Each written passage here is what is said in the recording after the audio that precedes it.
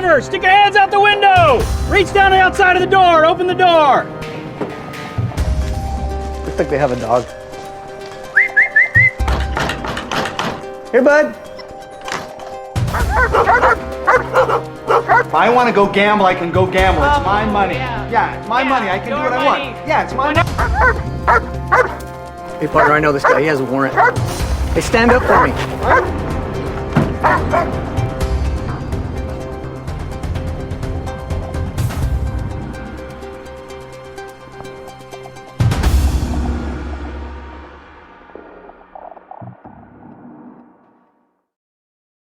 The role of animals have changed in our culture. Even though we're used to animals being domesticated, people behave differently with their animals now than they used to. We love dogs. We're a country that embraces dogs with both arms. Dogs especially are part of the family.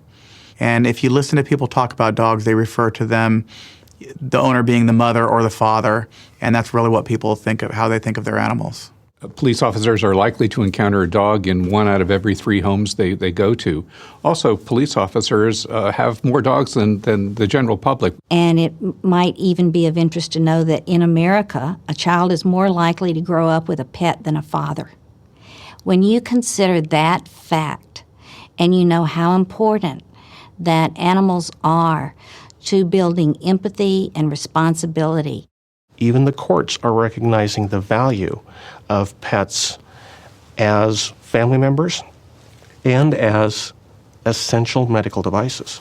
Having a negative interaction with a person's pet causes your department a lot of public relations and public perception problems. We cannot ignore these concerns because it turns members of the community that we need on our side against us. Once an officer has shot a dog and it's been deemed unnecessary, the courts have started to favor the family's claim of punitive damages and emotional damages, and officers' careers can be affected.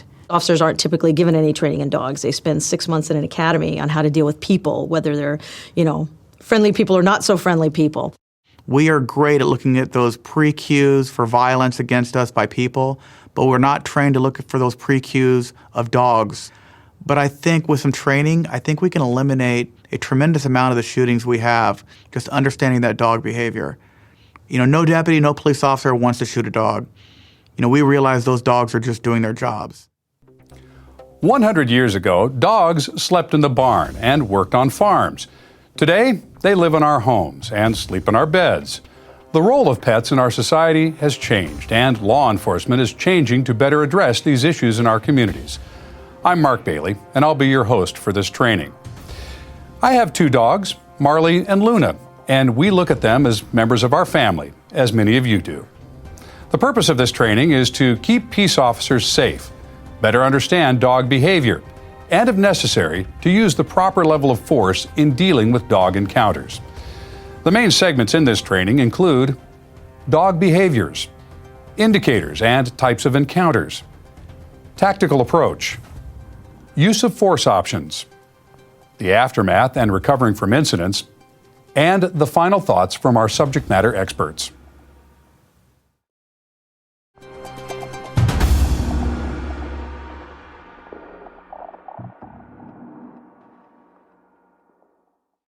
Dogs are basically protective of their space, and when they encounter a stranger, basically they are trying to diffuse the situation. They're trying to warn you away, get you to go away, or get out of a situation they find disturbing. And that's in mutual interest of both the police officer and the dog. In this segment, we will look at dog behaviors. Dogs can't speak to us, so we need to be able to read their body language. We need to better understand their behavior and what it means when we approach. Key issues include how your behavior affects dogs, common myths about dog behaviors, the basics of body language, and what not to do. 4 Paul 12, please respond for a welfare check at 4793 Seacoast Avenue. RP reports elderly mother not answering phone.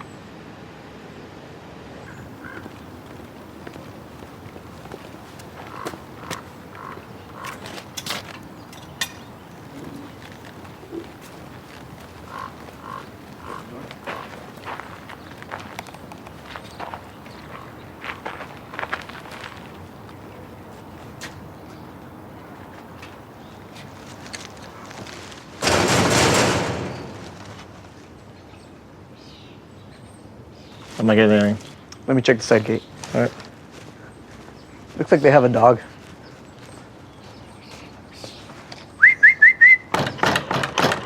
Here, bud. Here, bud. Is it locked? It's unlocked. Let me check the backyard. Okay. I got you.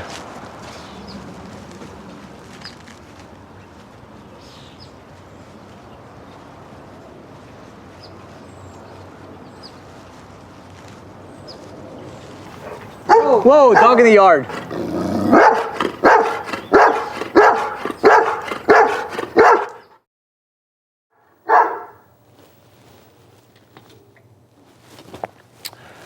So this is your call.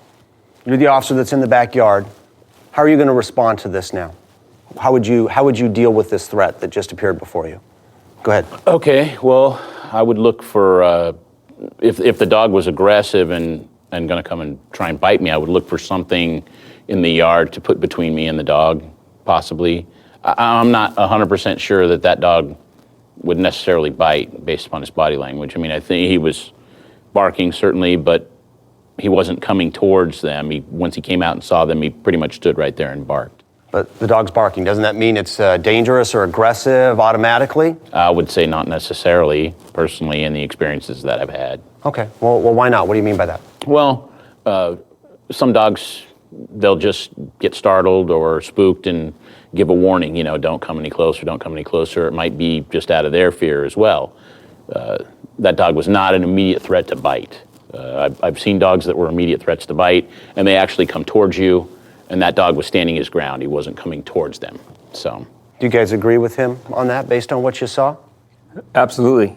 The dog was focused more on kind of protecting the house versus going after the officer that was obviously in his territory, and the dog was just alerting that he didn't want the officer to move any closer to the house or towards him. Okay, I'm hearing you say that he was protecting, that he was guarding and responding to the person in the yard. What would cause a dog to bark? I mean, as an example, for this dog back here, why do you think he's barking? Just a little more detail on that. He's barking because he's probably protecting of his environment. That's his domain. And now you're an unknown person. To him, he's protecting, his property. Sounding the alarm. Sounding the alarm? Okay. And does that automatically mean that the dog's going to attack you, charge, or bite? Not necessarily. Not necessarily. So you're right. I think we need to look at maybe some of the other body language cues that the dog's given off to see and make an actual judgment on what this dog is going to do. Now, you had mentioned, and you guys helped me out here, that you would maybe look for something in the yard to either put between you and the dog or use to protect yourself from it in case the dog should decide to become aggressive. What did you guys see? Did you see anything in the yard that looked like you could use for that? Anything in the yard could be used to kind of create that barrier between you and the dog. Just any common items which would be in the backyard, like a broom or a rake or something like that, just to keep that dog at a distance if it starts being more aggressive towards you. Okay. Do you remember from the video actually seeing anything that was in the yard that you could have used? I saw the short pedestrian gate on the side. Okay. And the officer wasn't too far away from it. So while maintaining, visual on the dog, not appearing or showing yourself to be really aggressive, kind of calming, slowly move towards the gate, maybe close it. That could create the barrier between you and the dog. Okay. Yeah, set up a little barrier between you and the dog. What else? Did you guys see anything else out there in the yard that maybe you could use? A yard chair, or a lawnmower. Mm-hmm. Anything that can be, give you time and space and allow you to be able to gain some distance away were the dog to become aggressive. It seemed like he looked for the dog and then he didn't find the dog and then he just kind of dismissed it, is kind of what I'm hearing from you there. And it's kind of like, I think when we talk about searching for weapons, we should expect to go ahead and find a weapon. And then when we find one, what do? Look for the other. Look for the other one, right? So same thing with the dog. Just because we knock on the gate and rattle and say, here boy, and the dog doesn't come, we shouldn't dismiss it from our mind and think that the dog's not there. And like with anything in our business, it changes in the blink of an eye. And that's essentially what happened here. One of the other things in my experience with dogs over the years that I found is if you speak to the dog and, hey, that's a good boy, it's all right, and you kind of speak reassuringly, as opposed to those quick movements or that type of thing. Sometimes they may continue to bark, but that might help to put them at ease. Some dogs, you can put them at ease with that. Okay, good. So if this was your call from the get-go and you went up to that back gate, what are some things that you might do as an officer to protect yourself, to make sure that if you were to encounter the dog that you would be prepared for it, and maybe just be ready to go? What are some things that you guys might do? In my experience, I've always carried a can of pepper spray with me. Okay. If I see any signs of a dog living back there, I've been successful in diffusing the situation, or at least having the dog retreat by using my pepper spray. Very good. How about you? What might you do if this was your call at the beginning? This specific call right here, I noticed when the officer entered, like I said, he had that side pedestrian gate. I'd have reassured the dog, try to move myself on the other side of that gate, but I also noticed there was a tennis ball up on top of the wall as well.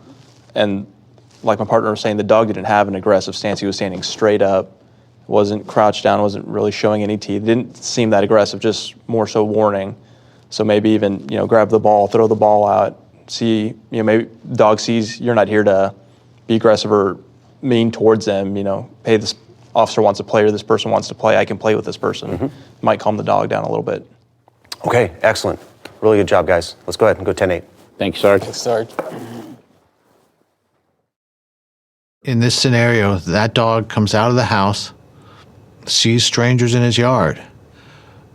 He does what he's supposed to do. He barks. That is a dog saying, I see you, I know you're here. But in this case, the dog stood his ground.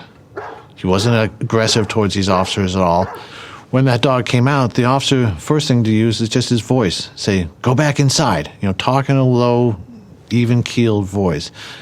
That dog may have just said, oh, okay, obeyed that command, went back in the house. At that point, once the officer is startled by the dog, it's really important that, you not turn and run. Dogs are going to be natural predators. That running can incite them to continue to chase. Nowadays, when I'm walking through a backyard, because of just my experience, I don't just think that the tools on my belt are the only tools that I have available to me. I will look at every backyard, even at the front yard. In the yard, you did have trash can covers. You had a charcoal grill with a cover that could easily be a good shield or a way of repelling a dog. I believe there was a ball nearby that could be used to distract the dog. So whenever you're arriving to a call, let's say it's a call that you have no idea that there may be a dog in the area, in the house, in the backyard, and all of a sudden you get that surprise encounter that police officers just love. You may have only 1, 2, 3 seconds to assess that problem.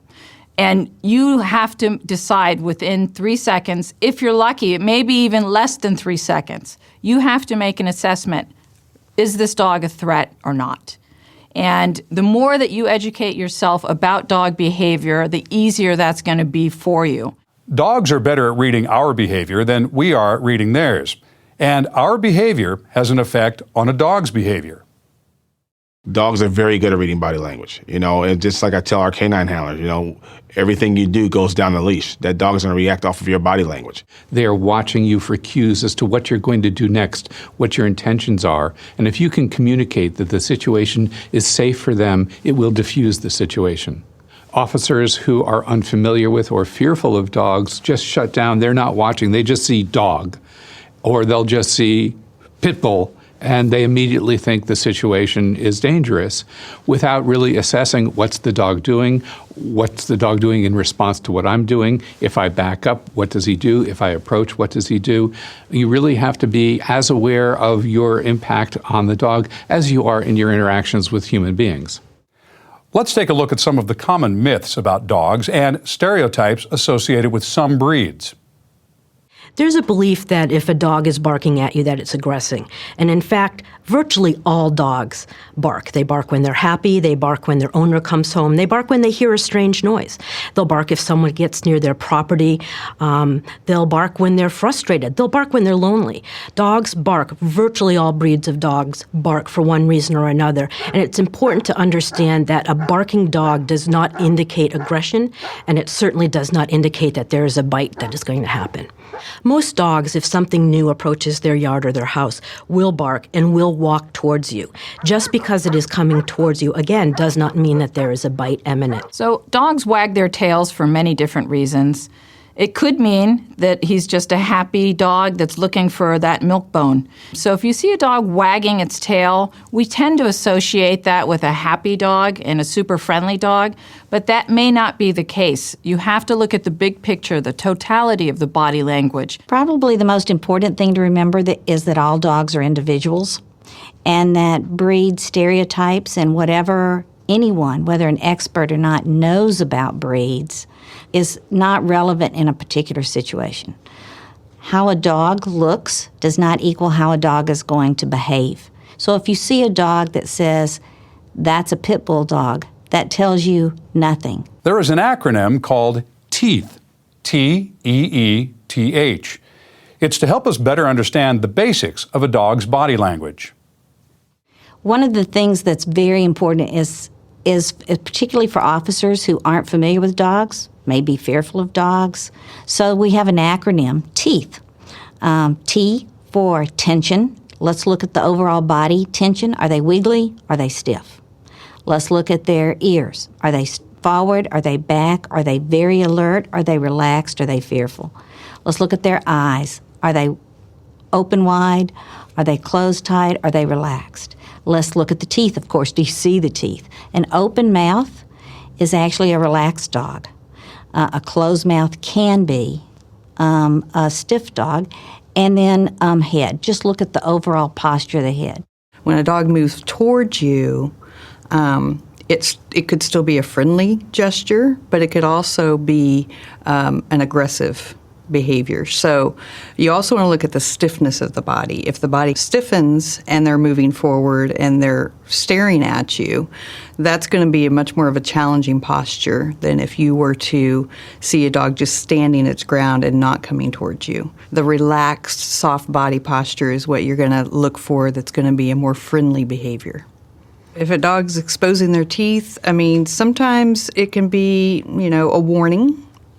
If there's a snarling with the teeth showing, that can sometimes mean there's a higher intent of aggressive behavior.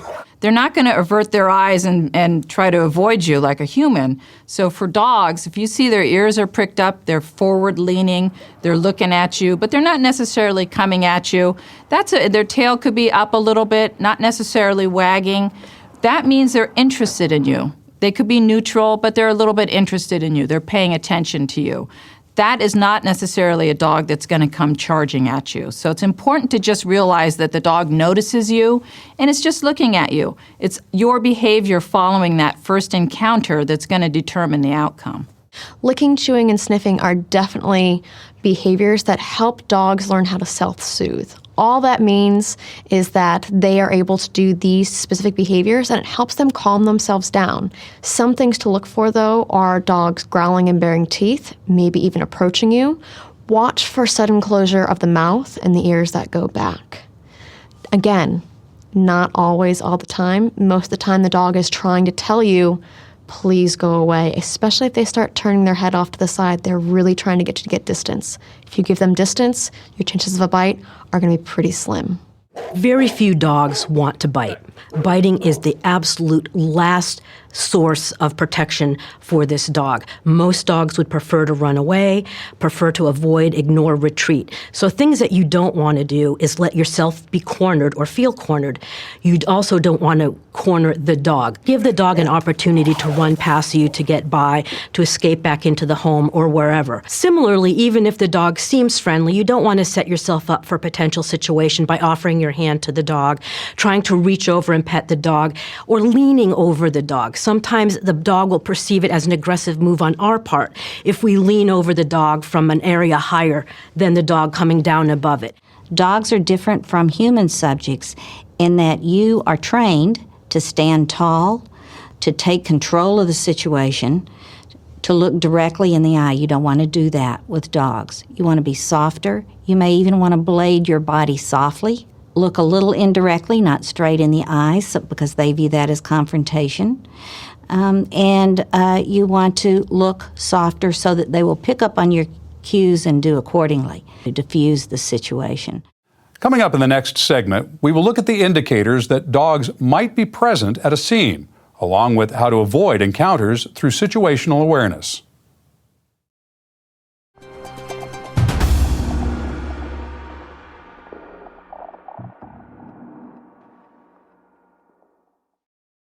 Our deputies and officers on the street are excellent at reading cues regarding violence toward us with suspects, but I don't think we're as good as we could be at reading those cues and reading the environment in regards to dogs. In this segment, we will look at the indicators and clues that dogs may be present and tips to help avoid encounters through situational awareness. A dog encounter can become dangerous if we are surprised by a dog or the dog is surprised by us. Key topics include unrestrained dogs and surprised officers, on-scene visual cues, scene assessment, situational awareness, and types of encounters. 1 Paul 14, disturbance at the residence, 1527 Clover Lane. RP reports possible domestic disturbance. Don't you shove me. Don't you shove me. Get off your ass and get a job. Stop being such an idiot. I'm not an idiot. You get out there and get a job. Get your own money. You can do what you want, but it's my money. If I want to go gamble, I can go gamble. It's my money. Yeah, it's my money. I can do what I want. Yeah, it's my money. You want, you're gonna hit me Hello? again. Yeah, maybe I'll hit you again. You don't again. shut your mouth. Let me do what I want to. Oh, you happy now? Hey, what's happening? Police here, huh? Yes. No, because Calm you're. down, calm down. Yeah. What's going on? She is up in my face all day long, right? I want to go do a little gambling. I want you to calm down. There's nothing to calm down about. All there is it's yelling at me all day. It's my money. I can do what I want.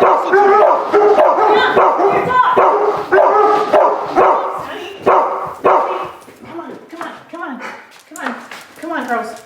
Get back. Come on, girls. In the bathroom. Stay. You stay. You guys are upset. Yeah, I'm upset. You heard the way she's talking to me. A woman shouldn't talk to her husband that way. I can't hear you and her at the same There's time. nothing for her to hear from Let's just go outside her. and talk There's about nothing this. to talk about outside, brother. I mean, look at, she's yelling at me. It's not right. It's my money. Look how he's acting. If I want to gamble, I Bye. can go gamble. Yeah, I'll bye. bail you out. Oh wait, you lost all of our money. I Why don't you get can't. a job and make some Bye. money? Where did he hit you? He hit me on the side of my head. Okay. Calm down, calm down. Shut your mouth before I shut it for you. I'm going to hit you again. Hey, hold on. Did you hit her? Yeah, I hit her. You hear the way she's talking to me? Listen, calm down. I need you to turn around, put your hands on top of your head. Oh, come on, man. You're kidding me, right? Based on what you saw here in this video, do you feel like the officers that were on this call were expecting or prepared for those dogs to show up?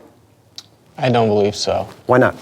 I think the initial cue which caught him off guard was when the barking came, and you could see both of the officers jumped, and the female officer actually sort of used the female subject that was in the residence almost as a shield to kind of block herself from the dogs as they were running down the stairs. Okay. She turned the female around. She turned one of the homeowners around to face the dogs. Now, could she have been using her as a shield, or could she have maybe been doing something else? What else could she have been doing by turning her around to face the dogs?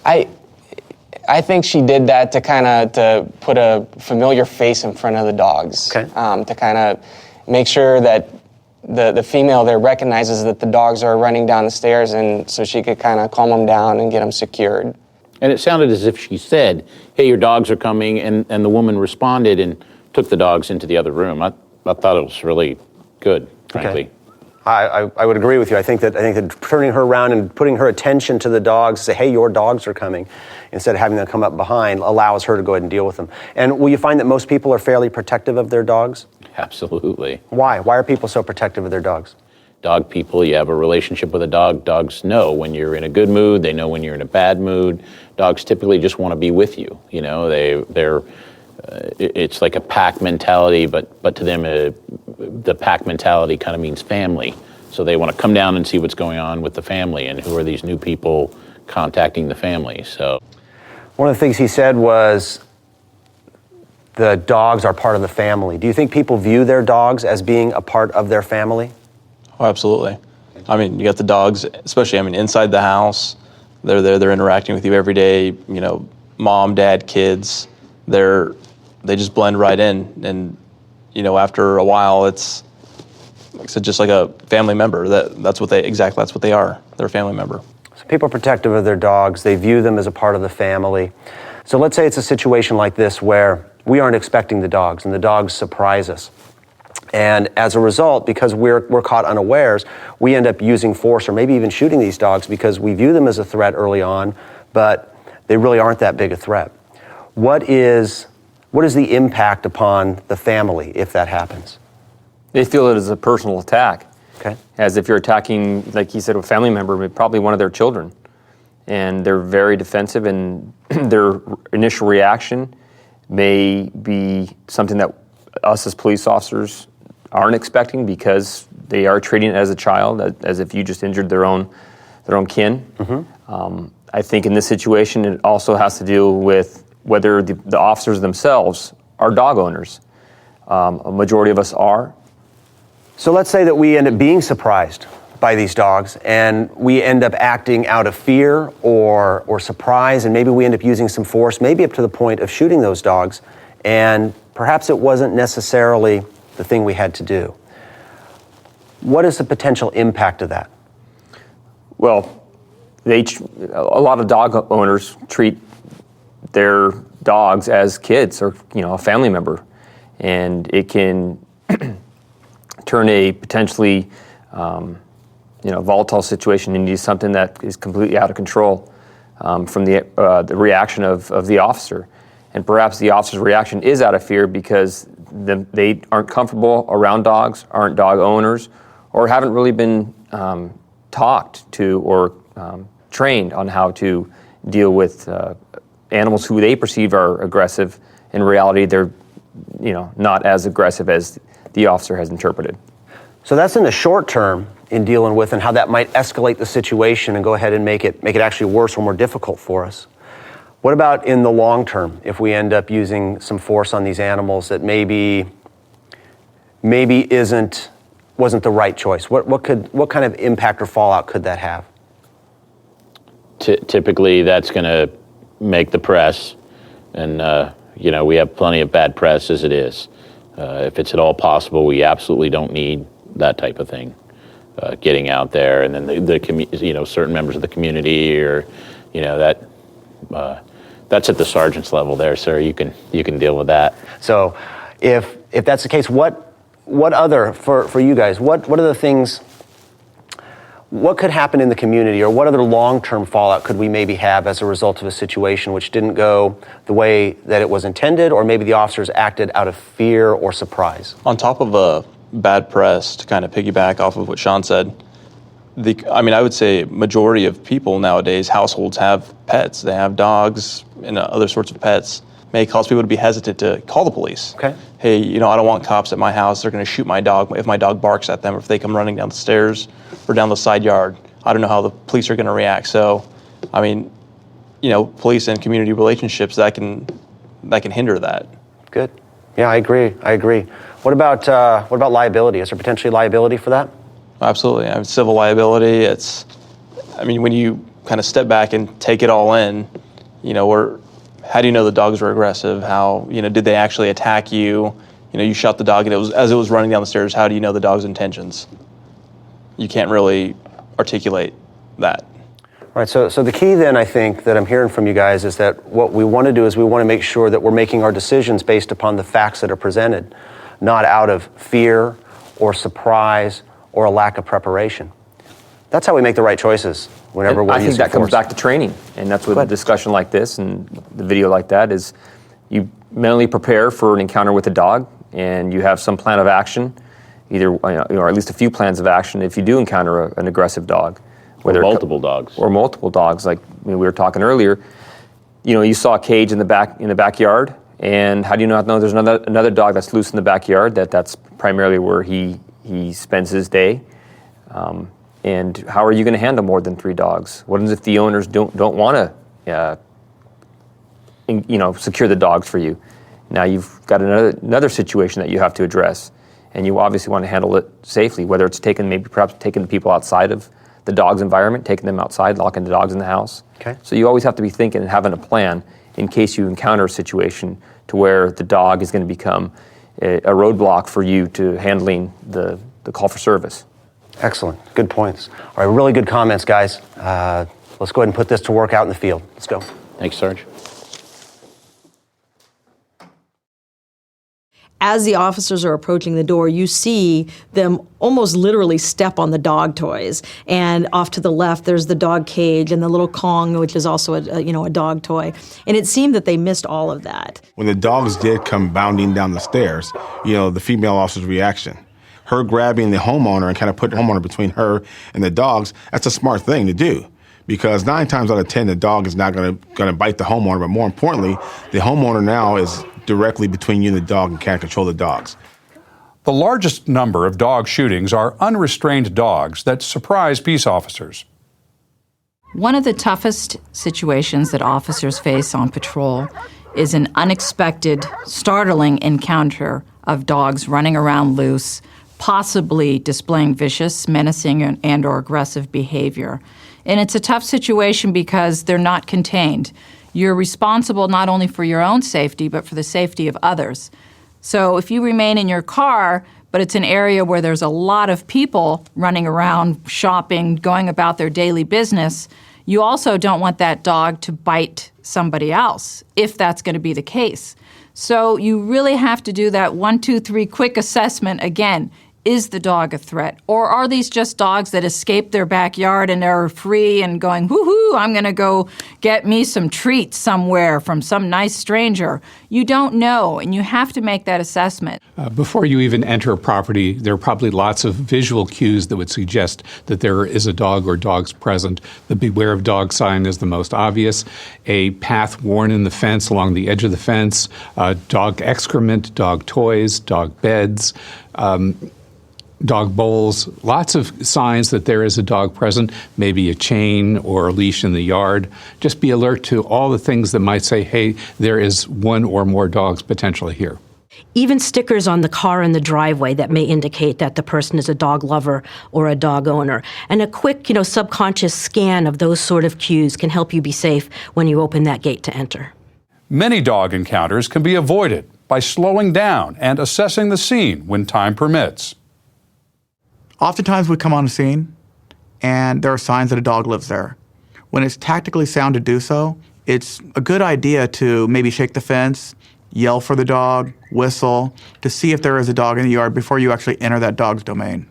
It might be a situation where you're able to, if you actually encounter a dog, you may be able to call into the residence and have the reporting party come out to you instead of entering that dog's domain and potentially having a problem. Always important when you're entering into an enclosed space or a fenced yard, make a lot of noise. I know that I've had police officers tell me since I've been with the police department that, they thought that he would just kind of quietly sneak up to the door and, the dog wouldn't know we're here.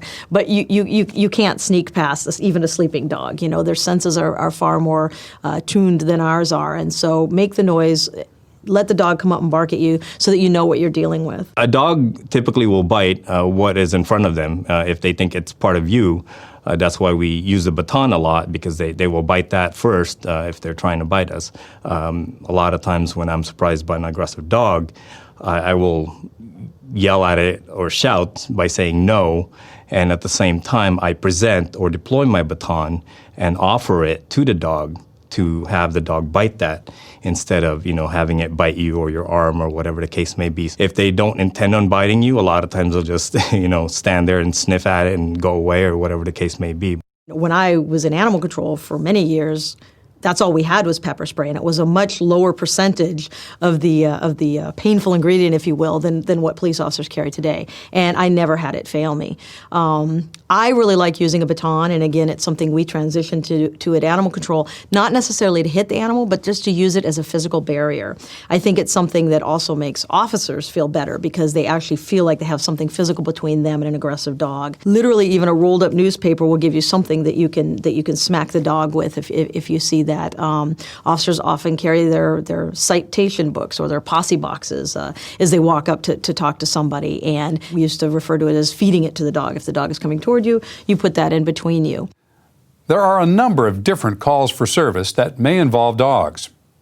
If you're responding to a call that's indoors, look around you. It's part of situational awareness anyway. You want to make sure if you have any doorways that you could possibly lure the dog into and shut the dog into the room.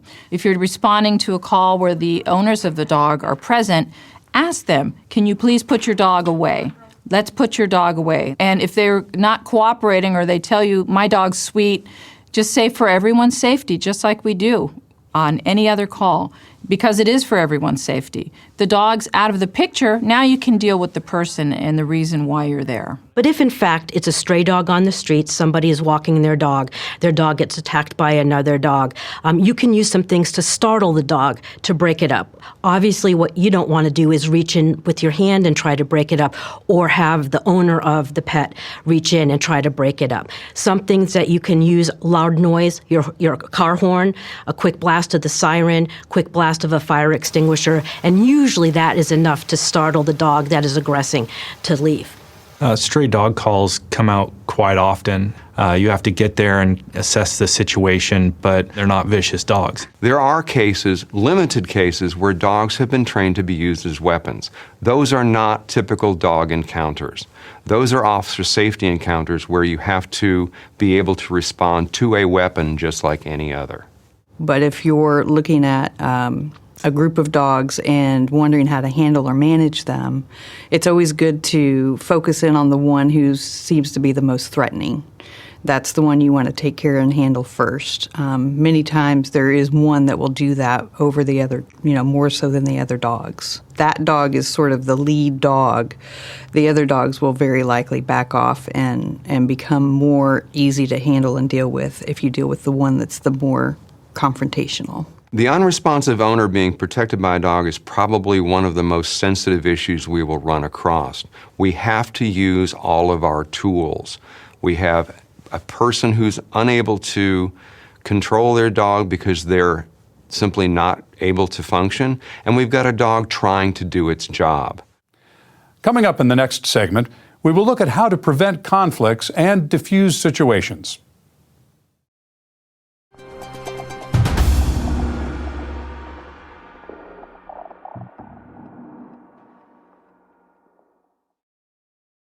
Officers aren't used to dealing with animals on a regular basis. They're used to dealing with people.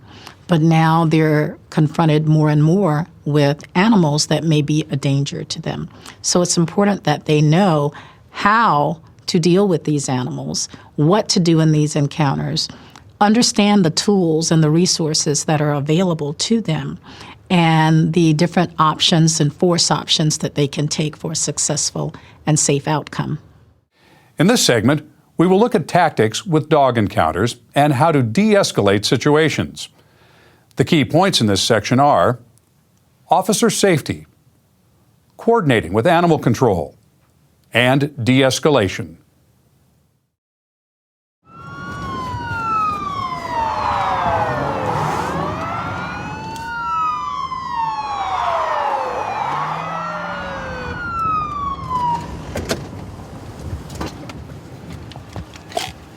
Driver, stick your hands out the window! Reach down the outside of the door, open the door! Step out of the vehicle, face away from me! I've got a dog, he's friendly, don't hurt him! Step to your left! Keep stepping, stop! Reach down with your left hand, grab your shirt, pull it up, start turning! Keep turning, stop! Put your hands behind your head, interlace your fingers. Get down on your knees. Lower yourself down onto the ground, get on your belly. Cross your ankles. Spread your arms out. Don't move. There's a dog. What's your dog's name? Nozo. There's a dog. I'll get the dog, I'm holstering up. I've got the car.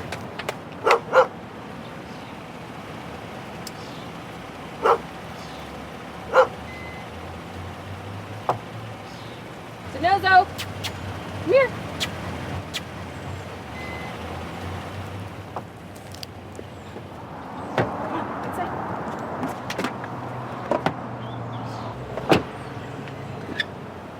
Dog secured.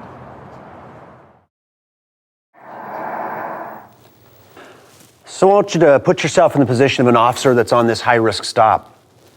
What are some of the things that you saw from a communication and teamwork standpoint that were good in relation to the dog? I think initially when it was communicated, all the officers communicated between each other. When the driver got out of the vehicle, she said, I have a dog, and I believe one of the officers saw the dog and alerted his partners right from the get-go, hey, we have a dog in the vehicle. So that way everyone's kind of aware and potentially doesn't get startled of something else jumping out of the car as they're directing the driver. And also, I think it was very good that, it kind of seemed like, I'm not sure if it was that female officer that that came up with the plan by herself, but they had a plan to get the dog away from there and get the dog secured before they proceeded towards a suspect, just so they wouldn't be dealing with any divided attention. Okay, good. Were there some other indicators maybe that you saw on the vehicle or at the scene that would help you know that there's a dog so you could communicate that with your partners? Well, she said, the driver said, I have a dog and he's friendly. And, unfortunately, sometimes people that we're dealing with, depending on the element and the circumstance, they say the dog is friendly and they're not, or, in their interpretation, they're friendly. But clearly this dog was pretty chill, if you will. And frankly, that was excellent in the way they handled it. Using the hobble, which is one of the reasons I carry one, to be used as a dog leash, and he was happy to get the leash put on and load up in her vehicle, and that, like Mike was saying, that took that divided attention away so that they could get down to business and continue dealing with what was going on. Okay. So. Wasn't that kind of a scary looking dog though? Well, again, being a dog guy, Sarge, pit bulls are not bad dogs, just people make certain pit bulls, and there are plenty of bull terrier, the terrier dog like that are very, very friendly, never, aggressive. You want to put someone that's comfortable in securing the dog in that position. Okay. And you want to make sure you ask that person, hey, are you comfortable securing that dog? And if they say no, then you just reassign them to a new location or to a new assignment and let someone who's more comfortable in dealing with the dog. What are some of the things that you saw in that dog that made you believe that it was not a threat? Its behavior. The dog just hopped out of the car, real nonchalant, looked at the owner, looked back at the officers, didn't bark, didn't show any signs of aggression, looked real relaxed, real comfortable with the officers. When the female officer deputy called the dog back, it complied, it came back willingly, let her put the leash on it. It was obviously real comfortable with people, a socialized animal, just real comfortable overall. Okay. Good. What about some other things? I think what Ed's kind of trying to get at is certain body cues that dogs can display that we all need to be aware of at times. Okay. I think one of the biggest things that I saw, particularly in that video, was the dog's tail was wagging, the dog wasn't growling, wasn't snarling at the female. I mean, overall, the dog's body language was friendly. There wasn't any indicators that the dog was in fear or would display any type of other aggression. Okay, good. Anybody want to expand on what he's saying right there? I totally agree. I mean, the tail wagging especially was a big thing for me. A dog that's going to become or is aggressive or is going to become aggressive, their body language is going to be very different. Very, very different. How so? How's it going to be? What's it going to look like? The ears are going to be back. The tail will be down, typically, sometimes even tucked under. The dog might be crouched slightly, and with their head down. And that dog's, his head was mostly up, other than when he was, sniffing at his mom to see what was going on with her. Okay. His body language was very social. Okay. Anybody else have any experience or thoughts on what that? Well, he was panting, which again, when a dog, in my experience, a dog that's leaning towards more of an aggressive type style behavior or getting ready to potentially bite or protect themselves, they close their mouths until they're ready to bite. Mm-hmm. And that's just another, warning sign to any potential predators that they're getting ready to protect themselves. And, versus a dog that's panting that, along with the tail wagging. But in my experience, like I said, the closed mouth definitely is a strong indicator that the dog is not comfortable. Okay. So I'm hearing from you guys that we should be picking up body language cues on the animals that we're encountering and managing. It's kind of the same as the way that we're dealing with people, right? Yeah. I mean, when we're dealing with people, we try and read their body language. Would you agree? Sure. And that'll tell us kind of what their intention is and what their mindset is. Is that always 100% right? No. No. But it gives us some good indicators, and we can help to make some better decisions that way. Okay, and so again, what I'm hearing from you on this is that the animal's a factor, and it's part of the dynamic of the situation, and we need to put that into play in our decision making. We may handle it, we may not, we may contain it early on, we may not, but we need to be conscious about it, and we need to do things intentionally rather than being surprised by the animal and acting out of fear or, you know, maybe some unfounded belief about what that animal might do. Okay, great. Real good briefing, guys. Let's hit the street. Thanks, Sarge.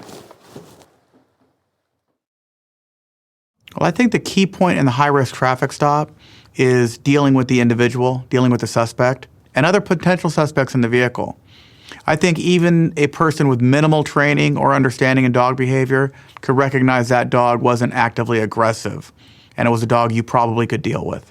The second that you noticed the dog kind of came out, that dog had really relaxed body language. The dog was not stiff. The dog appeared to be very soft and round looking. So that dog might be very friendly, social, but if it's not dealt with and you approach the owner and a uniformed officer or an officer puts their hand on that person to take them into custody, it's very easy for the dog to see that as aggression toward their owner. And some breeds are very protective. The dog in the traffic stop was definitely a stereotypical dog that we look at that would be on the wanted poster for dogs, for law enforcement.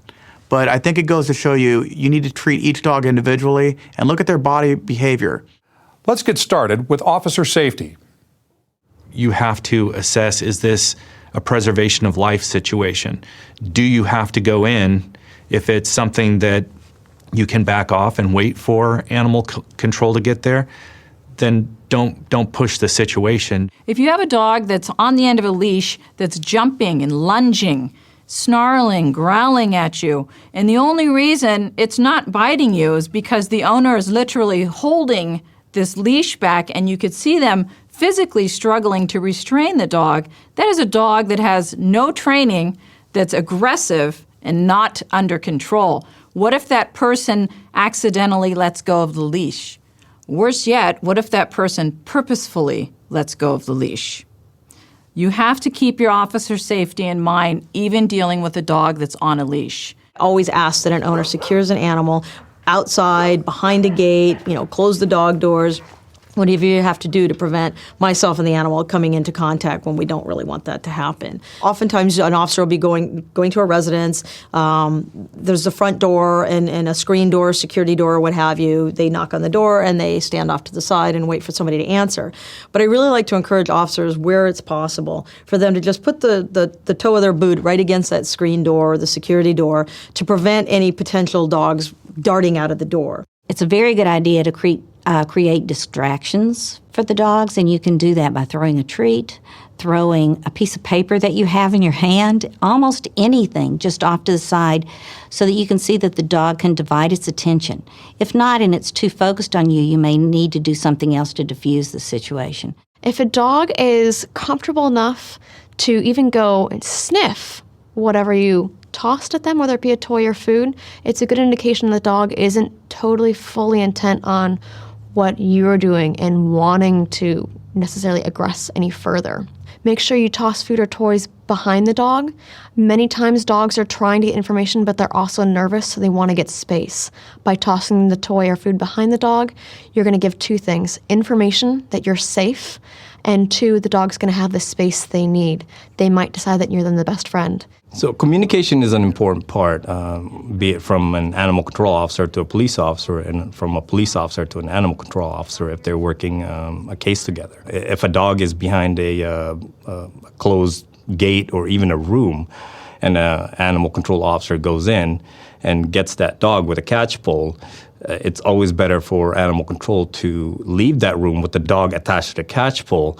Now, if you don't communicate properly, that can surprise an officer and thinking that it's the dog coming out without control. Plus, it's better for us to control a dog in front of us rather than pulling the dog with the catch pole. When it comes to officer safety and you're clearing a house or building, try to avoid passing up a room just because there is a dog in that room. Now, with pre-planned events, it's a good idea to find out if any dogs will be on scene. If they are, you can bring the proper tools and coordinate with animal control if necessary. If you know that you are going into a situation where animals are present, it's good to be able to coordinate and not get to know the animal control people for the first time. This should be a long-standing, pre-established relationship. Have enough officers there so that way everyone's hands aren't full of tools to deal with the dog. But have someone there with a fire extinguisher. If your agency has one, have a catch pole there. And better yet, if you have the luxury, have animal control there. To avoid confrontations, take your time, if possible, to read a dog's body language. This may help to de-escalate any potential conflict. Especially in a case where an officer is surprised by a dog emerging, there are things we can do to tune down, to de-escalate the conflict. We can become more neutral. That doesn't mean run away, that's dangerous. Instead, we turn to the field investigation or bladed stance. You watch the dog, but don't look them straight in the eye. Don't loom over them. A dog that's surprised, like a person, will often run out to a point to find out what's going on. They have a body space too. Dogs will often stop short to see what you're going to do. And if you can send neutral signals, the dog is most likely not going to engage with you. I like to equate it as dealing with small children. You want to encourage the small children. You're a stranger to that child. Sometimes they're shy. And you just, not necessarily get down to their level, but you certainly, talk, reduce your voice, talk down to their level. So I will always walk by a dog, leashed or unleashed, and just, kind of keep my hand over so he doesn't decide it's something to grab hold of. And I'll just look at him and, say, hello, Pooper. Good day, Pooper. Something like that, so that it's not an aggressive voice. It's not a stern voice. It's not scary. Most people talk to their dogs like that. Come here, Fido. That sort of thing. So that calms the dog down, especially if you're not excited when you're doing it. Even police officers obviously have dogs at home, and they may very well go home and they've shunned the uniform and they're in their living room and they're talking to their dogs, and they often very times will raise the pitch of their voice and talk to their dog as if they're talking to a little child or something. Yet when they go out into the field and they put on that uniform, they don't think to just essentially humanize themselves again and use some of those same tactics they use with their own dogs with the dog they confront in the field. Another very important officer safety tool that most officers are taught early on in their career is mental rehearsal. That's playing the what-if game. Ask yourself, what would I do if? And ask yourself what you would do for a successful outcome. Mental rehearsal is so important. It can help prepare you for any number of incidents, including those involving animals, canines. Coming up in our next training segment, we will focus on using force against dogs. Department policy, and in fact the penal code, mandate that we use the proper level of force against dogs.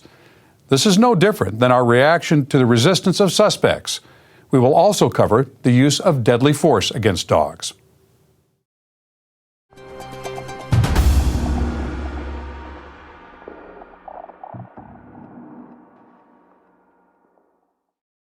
I think our deputies and officers on the streets are excellent in utilizing different force options and weapons when dealing with human beings. Oftentimes, I don't know how good we are with dealing with those same force options and maybe those same weapons when dealing with aggressive dogs. Many of the weapons we use on a daily basis are very effective against dogs. In this section, we will look at the use of force options with dogs, tools for safety, and the use of deadly force. And on a personal note, if my dogs were causing problems, I would want responding officers to use the appropriate level of force. 4 Paul 12, citizen complaint. Respond to homeless camp near the power company easement on Ridgeview Road. What do you think? You think anybody's up there? Hard to say, but why don't you grab the fire extinguisher out of the trunk? What do we need that for? A lot of these camps have dogs, and a fire extinguisher is a great tool against dogs. We already have our pepper spray. Yeah, but there's a chance of the pepper spray getting all over us and affecting us, and a fire extinguisher is a great physical barrier against dogs. I've never thought about that. Dog.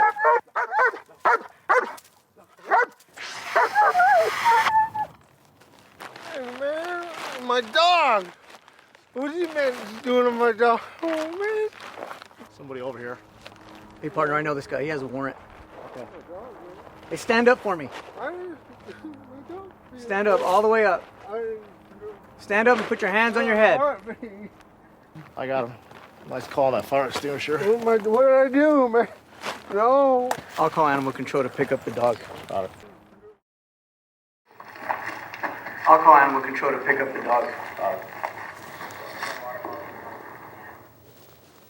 So in this scenario, they chose to bring a fire extinguisher with them when they were going to an environment where they had a belief that they were going to encounter dogs. Whether it's a fire extinguisher or some other tool, what are your thoughts on planning to encounter animals here in a situation where you think you might? What does that do for you? I think it absolutely keeps you one step ahead of the game. You know, any type of situation we go into, any type of call for service that we respond to, it's crucial to have a plan, to have a backup plan in case something goes sideways, to kind of role play in your mind possible encounters which you could expect.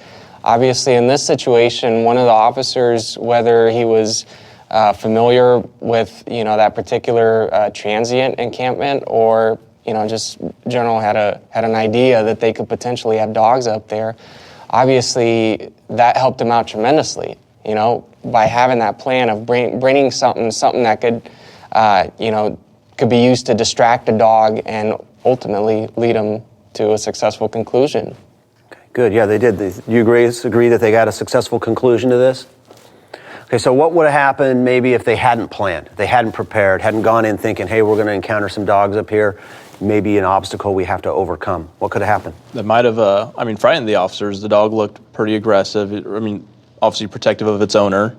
Its owner was asleep, and it's here are strangers coming into the camp where, they're away from people, they're out of sight, out of mind, kind of off the grid. So, it scared the dog. Mm-hmm. So that in turn may cause the officers to, draw their weapon, potentially shooting and killing the animal. And then you have a angry subject now who you just shot and killed his dog, and you might not get compliance from the subject as they did in the video. Are there times where we may have to employ deadly force against a dog? Absolutely. Okay. If it attacks your partner and, clearly your partner can't break free from the animal and it's life-threatening or even, debilitating to a certain extent, yeah, absolutely. Yeah, so it's fair to say that there are plenty of other tools that are available to us that can be used in those situations where we don't have that immediate threat of injury. So let me ask this. Fire extinguisher is one tool that they chose to use in this situation. What are some other tools that we may use, that we have available to us, that could be part of our plan to deal with a potentially aggressive dog that doesn't necessarily rise to a level where we should be employing deadly force against it? What are some other tools we might use? I've seen pepper spray used on animals. Okay. I've personally seen beanbag or less lethal rounds, sponge rounds also used on animals, which have shown significant aggression towards officers attempting to handle the call. And after the impact, they run away. Okay, so I'm hearing pepper spray as a tool. I'm hearing less lethal munitions as a potential tool. What else? What else do we have available to us that we could potentially use to protect ourselves from a potentially aggressive dog? Your baton. If a dog was coming towards you to bite, either an expandable, collapsible baton or a regular baton, you direct that into the dog's mouth. A lot of time, a dog will play with something. So, my dogs play with tug toys. So why wouldn't you try and maybe put your baton in the dog's mouth like a tug toy and see if that distracted them? It may be enough if they bite down on something hard like that, or a metal expandable collapsible baton. Maybe not as effective as a fire extinguisher, but I would also potentially maybe carry, if you carry a jacket with you or a large bottle of water, and you have the lid off and you throw a bunch of it in the dog's face as they're coming toward you or something. Something we all have access to is a snare. We keep it here at the storage locker. Okay. And if you're going to a call, perhaps either the sergeant can roll out with it, if they're, or another officer can swing by the station and pick it up. If we're going to a house that we know that there's been aggressive dogs in the past, use that snare to control the dog and assign an officer to be responsible for it. So I'm hearing if this is a planned event, or maybe we know we're going to be responding someplace where we've got those potentially aggressive dogs, we may bring those other tools with us that we could use. What else could we maybe do, or who else could we contact maybe to assist us with it, depending on the nature of the call, if it's a pre-planned event? Animal control, it was clearly a day shift call, and we have animal control officers on during the day. So what about any other tools that you can think of that maybe we have available to us that we could use? I've heard pepper spray. I've heard flexible baton rounds. I've heard baton. I've heard throwing a bottle of water on it, maybe a jacket or something to block or distract it. Something that takes a little bit more accuracy is a taser. Okay. I personally tasered a dog, and it's effective. But again, you're asking for the accuracy of two prongs making contact, and that dog's already closed the distance by the time you're able to accurately, make contact with the dog. And I think, I personally would prefer the pepper spray or something that's a little bit more, takes less accuracy versus two prongs versus just a single stream. And is it fair to say that it's a difference between a dog that is actively charging you and closing that distance versus one you're presented with that is displaying some aggressive behavior, a potential threat that we need to manage, but isn't in the process of attacking? Correct. Is that fair? All right, really good comments. I like what I'm hearing from you guys on this video, and I think I got some real good feedback from you. So let's go 10-8. Thanks, Serge. The fire extinguisher can be a very good tool. It gives a loud noise, a burst of something visible, and the fog confuses the dog, so it's very likely to interrupt the attack, and the dog decide to simply go elsewhere, which is the whole point of that. There are people that may be concerned about using fire extinguishers against dogs. It's a great tool, though, and it is deemed to be non-toxic. It doesn't have that cross-contamination that pepper spray has. There's irritation with taser barbs. There's a negative to everything.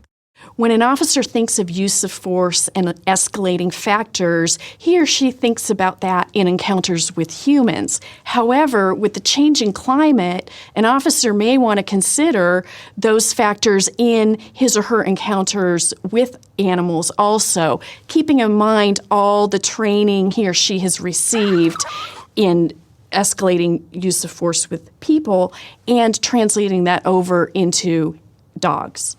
No matter the amount of training we have in dog behavior, there are times law enforcement's going to have to shoot dogs. It's just a fact. We still need to keep in mind our field of fire, where that round is going to go, our partners, where our partners are, and this is an animal that is going to be moving. And the collateral risk is that there have been instances where officers have been killed by their fellow officer discharging a weapon at a dog. There have been cases of officers being wounded by fellow officers who are discharging weapons at a dog. There have been cases of innocent bystanders being injured as a result of officers discharging their weapon. Deadly force is deadly force. And, it's not always going to rise to that level.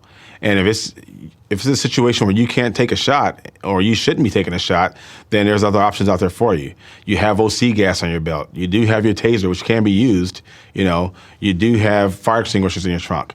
In regards to discharging your firearm at a dog, I think it's important that, as with any use of force incident, that our deputies and officers out there are very well aware of their policy and procedures, and they're following those policies and procedures. Officer safety and the safety of the public always comes first. Now, let's look at some of the techniques and tools to keep everyone safe, including the dogs. When you come in conflict with a pet, we have to remember our mission. Why are we there? If you're just there to deliver a piece of paper or to write a report for an incident that happened last week, It's not an emergency. You don't have to push the envelope. If you're saving a life, that's a totally different situation. Your voice is a tool that you have with you every single day. You may have your baton, your pepper spray, your taser, your weapon. Your mind and your voice are the two most powerful tools that you have. Dogs are more likely to respond to a softer voice, even a higher pitched voice, than they are to a deep voice. One can try to give particular commands that socialized dogs tend to know: sit, down, back, stay.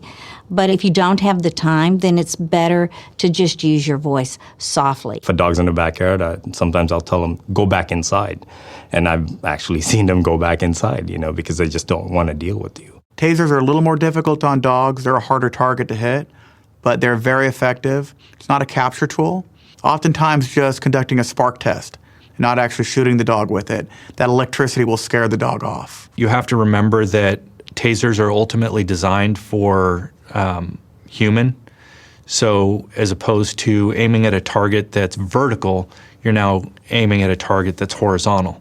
So you have to turn the taser because the barbs come out at an angle. There's always things around you can use to defend yourself against a dog or fend off a dog, if you will, or just to keep him, let's say, more than arm's length away. You can use sofa cushions. You can use barbecue grills. You can use trash can covers. Catch pull is a common device that animal control uses when dealing with an aggressive animal. If you're a police officer and an animal control officer has a dog on a catch pull, you want to make sure you want to give them room because a dog is allowed to move around a little bit and you don't want to be close by. If your department does authorize catch pulls, it's important to get the proper training to use the catch pull. I had a situation with a Rottweiler. People called up saying, kids are getting out of school, dog's on the front porch, he's aggressive. And I got to on scene, dog was on the front porch. I walked around the front of my vehicle, and this dog charged straight at me, hackles up, teeth showing. All I did is yell at him and say, no, go home. And this dog backed up enough for me to go back into my vehicle, grab my catch pole, and when the dog came back after me again, same voice commands, back up, go home, sit down, lay down. This dog ended up going back onto the front porch, peeing all over himself, but where I could then safely contain him and restrain him using the catch pole to impound the animal. Those dogs hear those commands on a regular basis. They'll know those commands. If you say lay down, a lot of dogs will just absolutely stop and lay down, or go home, they'll go back through their open gate. It's in their muscle memory. When they hear go home, they go, oh, I'm out front, I gotta run back in the backyard.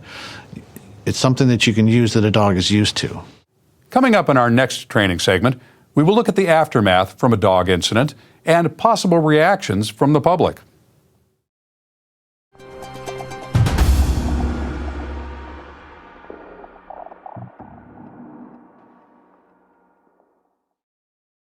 Even though your agency may cover you if you found to be guilty of shooting or killing a dog unnecessarily, you may be held responsible civilly by the family. In this segment, we will look at the aftermath and recovery from dog incidents. We will also look at how community reactions to dog injuries have changed and the rise of lawsuits with the death of a pet. We will also look at the penal code sections for dog encounters when making an arrest. 31 Paul 9, be advised reports of multiple vicious dogs running near Beaumont Elementary School and on the 2900 block of Riverdale Street. 31 Paul 9, 10-4. Can you contact Animal Control and have them meet us at the location? Copy. We'll contact Animal Control.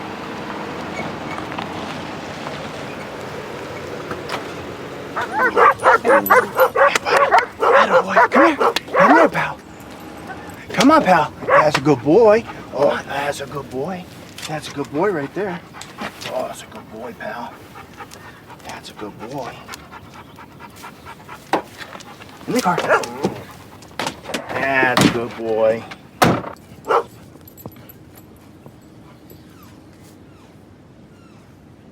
Hi, ma'am. I got a call of some dogs running around. I saw 2 go in your yard. Are they yours? No, we don't have any dogs. Okay. Well, I've called Animal Control. They're going to get here and help us get them out. Okay, good. I wonder when he's going to show up. Oh, he's here now. Hey, how's it going? Hey, Daryl. Thanks for showing up so quickly. Yeah, you bet. What do you guys got? Well, we were dispatched a call of some vicious dogs running around. When we got here, 2 of them ran into the yard. I talked to the owner. They're not hers, and she knows they're there. My partner was able to get one of them in the back of the patrol car. Could you help us out with the other 2? Yeah, absolutely. I'm going to go to my truck and grab a catch pole. And just a heads up, all dogs react a little bit differently when they get on the catch pole. So if you see the dogs start getting kind of crazy, it's totally natural, but I'll have it under control once I get them on the catch pole. Okay, thanks. I'll be right back. All right, thanks. All right, thanks. What did you guys notice about the dogs and their behavior when the officers showed up? To me, they didn't appear vicious at all. They just appeared like a bunch of loose dogs running around. Okay. Is that a typical call that you might get, is for vicious dogs in the neighborhood? I think it's common, and I think it's important going to calls like that is to not to take, the exact call for service, the text of the call for service exactly for what it is. To be open-minded and to assess every situation as its own, like you would with any other call for service. Yeah, it's a good point. Like any other call for service, we got to expect sometimes that the information we're getting from the reporting party might not be 100% right. Why might they say the animals are vicious when in reality these dogs are pretty friendly, right? Why might they say they're vicious? The reporting party might just want a faster police response to deal with the loose dogs. They may feel uncomfortable with the dogs in the area, and they feel the need to say, hey, we have vicious dogs out here, will warrant a quicker response. Okay. Perhaps the breed of the dog, as we discussed earlier, as far as maybe a pit bull's loose or some type of dog that traditionally it's not a golden retriever, anything else other than that people perceive as aggressive or dangerous, and they're going to call, even though they haven't actually displayed or seen any dangerous behavior, they're going to call on their instinct because they're unsure and they're fearful of what the dog could potentially do. Yeah, I agree. And would you say it's fair that people that maybe don't have a lot of experience with dogs might interpret some behavior that's actually friendly behavior on the part of the dog as being aggressive? Absolutely. Like what? Like barking, for example. Someone that doesn't have a lot of contact with dogs could, interpret a dog barking or 2 dogs, rough playing with each other as aggressive behavior. Okay. When in fact, that could be the furthest thing from the truth. There were 3 dogs in this scenario, and did they all react the same when the officers showed up?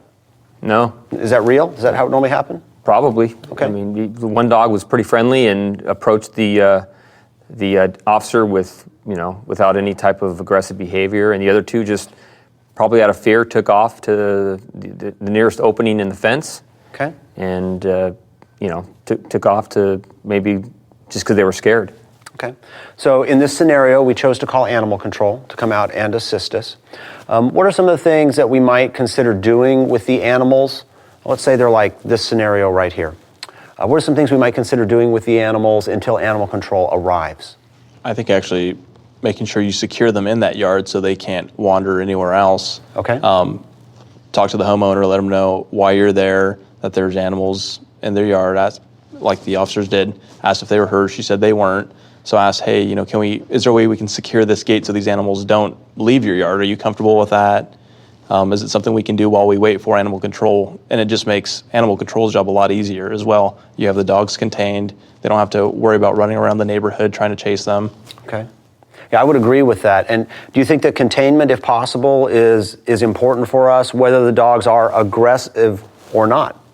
No, the dogs, obviously they didn't come to the officers right off the bat, so they're a little weary, and they may think the officers just want to play. Okay. They want to chase them, and so they're going to run away like it's a game. Yep. Now, let's say the dogs are aggressive. Should containment, if we can manage that, should that be an option for us? Absolutely. Why? Why would we want that to be an option? So no one is hurt. It was they appeared to do everything exactly right. He put the one dog in the car, and when the other 2 dogs went in the yard, I'm assuming it was the female officer that closed the gate, and they immediately had containment. It was fortuitous that the dogs ran into the yard.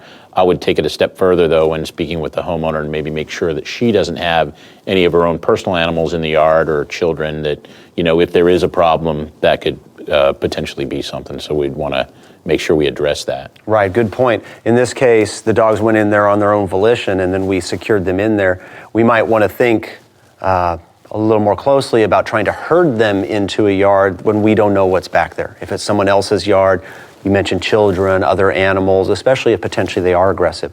So animal control showed up in this scenario. And what did you notice about the interaction between the officers and animal control? What did they make sure and do?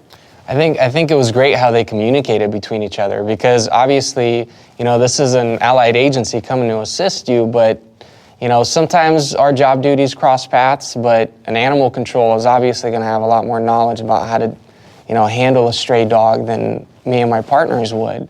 So I think it was great that the animal control officer, just clearly articulated to the deputies what to expect, when he's doing his job, just so there's no startle faction from the deputies. Okay. All right, team. Very good job today. I appreciate all your input. Let's go hit the street. Thanks, Serge. You can tell by a quick look whether they're all wiggly, whether their mouths are open, whether they look calm and friendly and playful. When the dog approached the deputy, you can see the deputy step behind his car door, actually allowing some cover between him and the dog. And once he recognized the dog's behavior was friendly, he came out behind that cover. But it was a good tactic. If the dog did become aggressive, the deputy could have used that door as a barrier or even a weapon to push up against the dog, or he could have just simply gotten in his car and shut the door. Those police officers called animal control as soon as they got that information. That's the best way to handle it. We need to be careful when putting dogs into the car. As my experience has shown, many dogs will jump in that car immediately. Other dogs want nothing to do with the car. That's the ride to the vet. The best person to control a dog is that dog owner. A lot of times if animal control receives a call about a dog running loose, we've dealt with them before. We know who that dog belongs to. If force is used, you may have to coordinate veterinary care. If you use significant force on a dog, you'll have to deal with the aftermath of that event. And that could include providing care for the dog. Just as if you had injured a suspect during an arrest, you may be obligated to provide some level of care for the dog. Civil Code sections 1834 and 1846 outline some of the duties for situations that may apply. If the owner or custodian is not present and the animal is injured, you may want to consider calling animal control or other resources for veterinary care. And it's important to know what your obligations are under the Civil Code, under department policy, and what resources you have available to you. If you seize the animal, you need to know under what authority you're taking it. Even if it's injured, you might be able to seize it as evidence of a crime if it's been used in a crime against you or another person. However, you should also consider Penal Code Section 597.1, which gives you the authority to immediately seize a dog under exigent circumstances. That section has some notification requirements that you need to be aware of in advance. When I was a police officer, I arrested a lot of people, most of them without incident. However, I found if you touch their car or you touch their dog, a lot of times they want to fight. Today, more and more people live alone, and their pets might be their only family. With this changing viewpoint, it's important to be aware of community reactions, and videos posted to social media are playing a huge part in the public's changing viewpoints. In instances where dogs have been shot, community reaction is going to be swift and very serious. It's not uncommon to see a Facebook page dedicated to an animal that has been killed. It's not uncommon to have candlelight vigils for animal victims. Overwhelmingly, the citizens of this country are animal lovers, and it's really unfortunate when we have these negative encounters. And right now, we need all the positive experiences we can get. So this is a real opportunity for us to reach out to the community and talk to them about how we need their help, work with us, because law enforcement officers are dog lovers. I mean, a lot of our cops, you guys own dogs, and we want the members of the community to understand, we take this very seriously, but we need your help.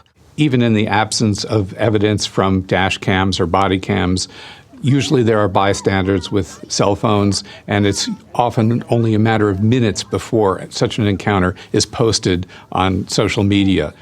Be prepared. Another part we don't think about is the potential financial cost, not only to the department as far as presenting the facts and investigating, but the potential financial cost of lawsuits. Lawsuits are proceeding all over the country, and they're ranging from the mid 5 figures up to over $1 million in some cases. And in some cases, the officers may be personally exposed to some of that liability. The use of lethal force in any situation requires careful and thorough scrutiny. If there is a shooting involving a dog, you will very likely be required to articulate the reasons why you had to use lethal force. In order to be in compliance with your department policy in these situations, you must have a clear understanding of that policy. When an incident of lethal force occurs, it's important to document your actions and show how you were within department policy, applicable law, and that your actions were reasonable. Officer safety is always your first priority. But when dealing with dogs, officer safety includes being safe on the street, being safe in the media, and later in court. If, God forbid, there's actually an incident where officers have to use force with a dog, one of our recommendations is that you have a plan for when that's going to happen. So one of the recommendations we have made is, first of all, that officers have access to a veterinarian that they can recommend immediately to the family. For example, we have a veterinarian on call. That veterinarian is the same veterinarian we would use for our police canines. We're so sorry, this is tragic, and we share in your pain, and we'll talk further, but we would like you to, get the dog to care right away and not, and the veterinarian just tell him, give him this card and tell him we sent you. Now, let's turn to the penal codes you can use for dog encounters when making an arrest. It's important to remember that dogs can be used as a weapon against the officer. That can be as simple as the suspect taking advantage of the distraction that the dog presents, or it could be that the dog is used as an instrumentality in a violation of, say, 241, 243, or even 245 of the Penal Code, because a dog certainly can be a deadly weapon. Whenever a dog causes substantial injury or death to a person, it's important to remember Penal Code sections 399 and 399.5. Now, there are several elements to those sections, including a history of some type of aggressive conduct in the past. You'll also need to show that the owner or custodian knew or should have known of that prior incident. It doesn't have to be a serious incident, just some form of aggression. And then subsequently, the owner or custodian allowed the dog to be at large or failed to take proper care to ensure safety. On a call for service, information from dispatch can help better prepare responding officers for a potential dog encounter. When you're responding to a call for a vicious dog and or dogs, plural, ask the dispatcher questions, just like you would for any other kind of call. The better prepared you are with information, the safer the situation's going to be once you get there. It's okay to ask the dispatcher, just like we ask people if they have weapons in the home. Ask the dispatcher, can you ask them, do they have dogs in the home? This course is designed to be facilitated in a group setting. Before conducting a group training session, you should review and become familiar with the material in this program.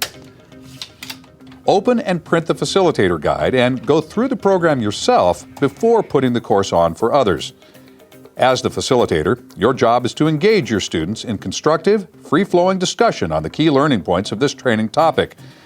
Use the tools provided in this program to stimulate critical thinking and situational awareness in the group by viewing the scenarios, expert interviews, and discussion videos. Questions and activities are provided to promote group interaction and discussion on the training topic. Customize the learning experience by applying your agency policy and procedures to the training concepts. Segments in this program accommodate shorter training periods, such as during roll call training sessions. Track your students' progress through the entire program. As the facilitator, You need to know that your students have gone through the material and sufficiently mastered the learning objectives. Once the students have successfully completed the program, submit your training roster to post for CPT credit. Following this plan will help to create an environment for the debate of ideas, sharing of wisdom based on experience, and encourage a greater understanding of local policies and procedures.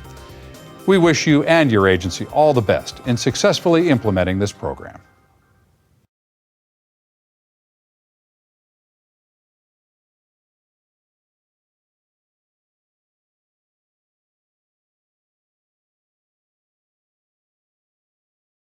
This course is designed to be facilitated in a group setting. However, when that is not possible, here are some instructions for getting the most out of this training program so that you may receive continuing professional training or CPT credit. Obtain permission from your agency trainer or supervisor to view the course for training credit, and let them know you will be viewing the program.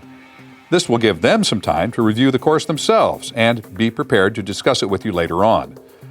Open and print the student study guide so that you can take notes and fill out responses to the questions and activities. Think about how the training concepts presented apply to your agency policy and procedures.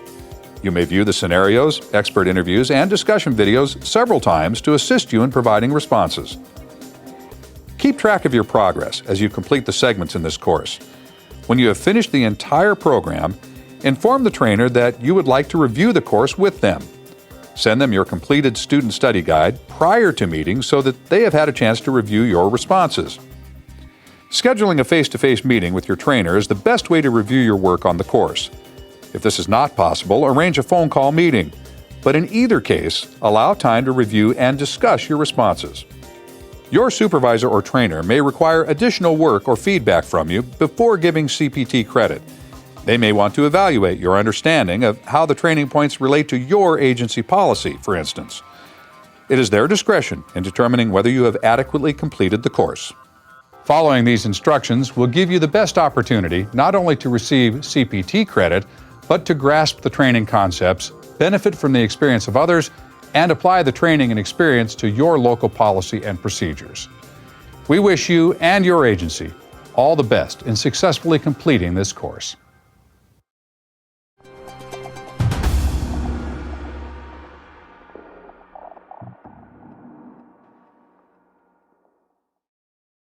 We have come to the end of our training. I'm Mark Bailey, and on behalf of the Commission on Peace Officer Standards and Training, we would like to thank you for your participation. And as a dog person, I would like to personally ask each of you to take this training to heart. It can make a real difference in how all of us in law enforcement are viewed by the communities we serve. Now, I would like to encourage you to just take a moment and listen to the final thoughts from our subject matter experts. I think the most important thing to take away is that dogs very rarely want to bite. And whenever given the opportunity, a dog is going to leave the person alone, leave the situation, and everybody will be safe. Dogs really are for people, family members, and people really have a strong and unique bond with dogs. When you're taking a report for a vicious dog attack or dog bite, please remember to treat it just like you would any other report. As a battery, even if it's not a severe case, you're going to need to know all the information.